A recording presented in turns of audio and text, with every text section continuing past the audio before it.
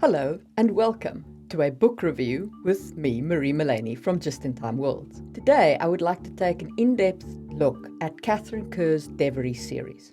The broad strokes of the story is that a man has done wrong by a woman that he loves, and this has resulted in him swearing an oath to fix it without dying and being reincarnated. So everybody else in this tragic affair keeps getting reborn, and Navain keeps trying to fix the situation that he caused in the past. This cosmological approach of rebirth is one of the best implementations of reincarnation that I have ever seen. The story is explicitly told both in the past, in the lived lives that have come before, and in the present, where Navain is trying to work with Jill, the latest incarnation of the person that he originally wronged, in order to fix the old fault. From a cosmological standpoint, I've never seen an author use reincarnation in this way, and it is truly fascinating.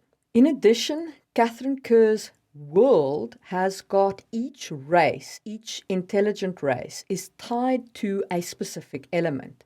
So humans are tied to the element of ether, which is the equivalent of sort of the fifth element of spirit. The elves, which we are introduced to very early on, are tied to the element of air. They live long lives, but the interesting thing about the elves are they are actually a post-apocalyptic race. Their cities were destroyed by the incoming horde, which we later learn is a race called the Horskin, who are tied to the element of fire. The dwarves that we are also introduced to are tied to the element of earth, of course, and they are master gemsmiths. Their magic is also tied to rune magic. And then the final water-based race is the Dwergi, who are a race that can turn into otters. Because they can turn into otters, they have been hunted in the past, so they are a very, very secretive race, and they make sure that they are not seen.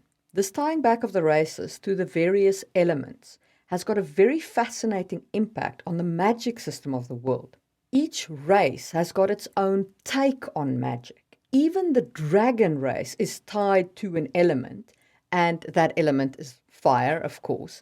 And dragons have got a massive capacity for fire magic. It is a rich world and a very different one from the normal fantasy world. If you're looking for a series that delves into reincarnation and explores the themes of how the past influences the present, I highly recommend giving Katherine Kerr's Devery books a try. I hope that you enjoyed that episode of Just in Time Worlds. Please do hit the thumbs up button if you did. It helps make sure that the algorithm doesn't bury the content out back.